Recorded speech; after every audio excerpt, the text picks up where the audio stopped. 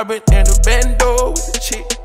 My Jimmy Choo Sando, cause I'm rich. What's going on? What's going on, man? It's your boy Rich and Faith TV back in the building. We always working, we always grinding. And we got Tiffany, Mitchell, in with us today.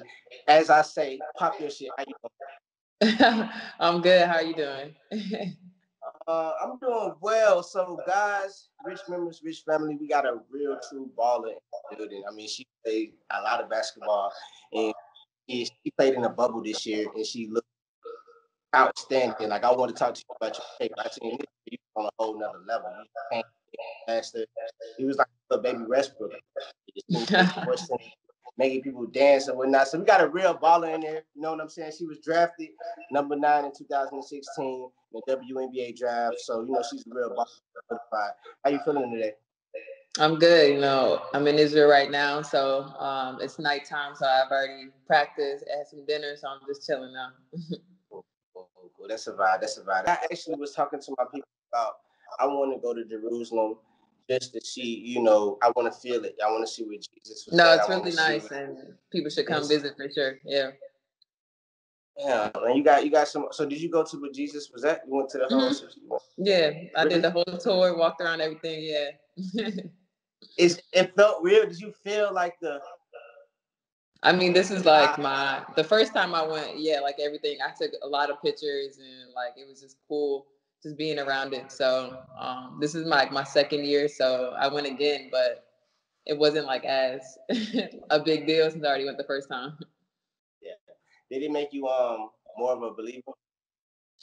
I mean, my faith has always been strong. It just made it even cooler just to be, you know, where everything took place. So how are you able to play in the WNBA and overseas? How did that work? So our seasons don't run into each other. So the WNBA is held through May through September, and then overseas is basically October to May. So it's basically year round. People who play in WNBA and also play overseas, we don't really have a break. So we're going from one season to the next. They just don't run into each other. That's dope.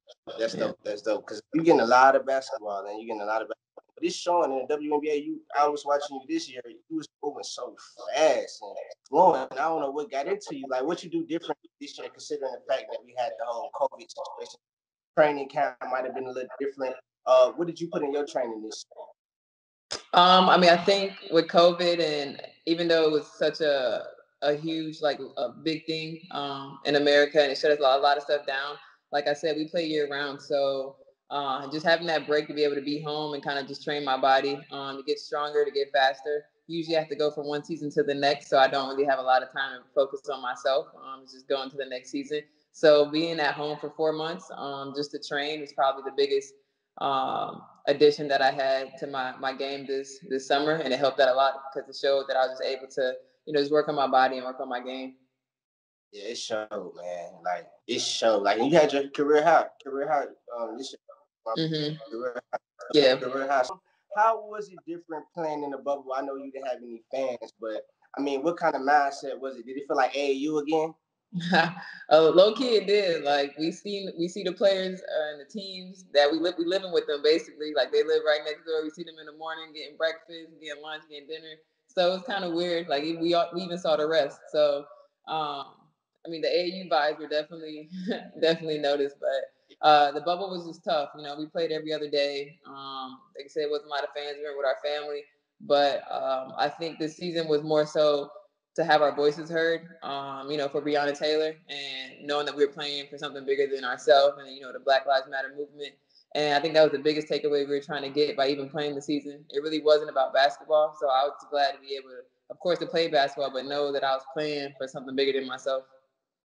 Wow, that's great. That's great. So how did that affect, you know, the WNBA, considering the fact I seen how it affected, but how did it affect the WNBA?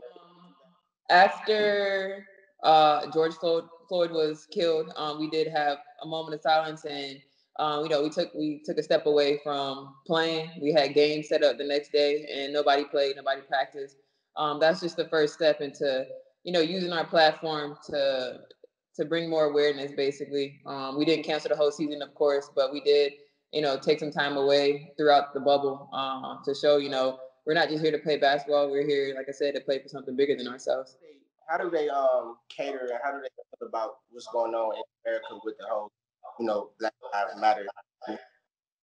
Honestly, it's not talked a lot about over here. I think they're aware of it, but it's something that not in America. Not a lot of people is talked about. I mean, I feel like each country is dealing with their own problems. We actually had a tournament where we got played for the women in Israel dealt with domestic violence a lot. So we actually had like a preseason tournament dedicated towards that. So I mean, each person or each country has something that I feel like is going on. The Black Lives Matter movement, of course, they understand it, but I don't think it's a huge thing here.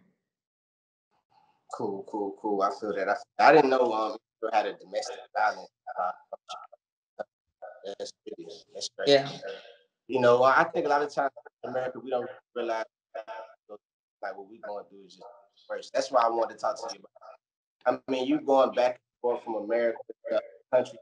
What do you think some Americans should embrace that other countries they do that we don't? I mean, just speaking from a female athlete perspective, we don't get a lot of respect in America, and honestly, different countries and overseas, they treat the women and the Americans like God. To be honest, like we are like celebrities here, and we don't have that same respect once we come back home. So it just feels a lot. It sucks that we have to come overseas to play, and we can't have that same respect and support in America. But I feel like it's growing and it's getting better. But overseas, they love us and they will do anything to make sure that we're happy. Yeah, I feel that. I didn't know. Do NBA guys go play overseas as well, or that's just something that No. WNBA? Yeah, it's just the WNBA. Okay, I feel it. I mean, it's a good exercise, to keep it on top of your game. So that goes into my next. That's how you get your shots so consistent. I mean, the three ball is like this year. It looked like it was wet, but it's just like you've been shooting the clip pretty good. I mean, like I said, I had a lot of time in the gym to kind of just get some reps up and repetition. So it's just trying to make it become second nature. And I like the way how you took your winning vibes from college into the professionals. You know what I'm saying? Like you still got the winning attitude. You know what I'm saying? I know you want a few rings, so that's what I want to ask you. Are you chasing rings or you chasing scoring titles? I feel like I'm a winner at heart, so I'm not really pressed on trying to score the most. If I score 5 points, 10 points, 15 points, and we win, that'll feel a lot better than me having 30 and we lost. Yeah. I would like to see you have. I mean, I would like to see you have 30 in the W though. I feel like you got the Kobe. I feel like you play. No disrespect, you play basketball like a male. You don't play like a girl. You know what I'm saying? When I watched you this, really was like, damn, shawty fast as hell. Like they can't. So, do you see yourself like getting your game to a real top level and just being the first woman to play in the NBA? Or is that far fetched? No, I think that's a little far fetched. For sure. I mean, I feel it. Well, like I said, I thank you for stopping in with us today. I ain't gonna hold you up. I know it's late, and I know you want to get you some rest. It's early here in America. Yeah. Is there anything that you would like to say before we get up out of here? Any shout out? Anybody you want to say hey to? I mean, I just appreciate you, having me on. It's cool chopping it up with you. So, just want to say thank you. All right, and I thank you so much. You're officially a rich member. Like I said, anything that you put out, anything you do, that we always repost you and support you. And I thank you so much. No problem. Yeah.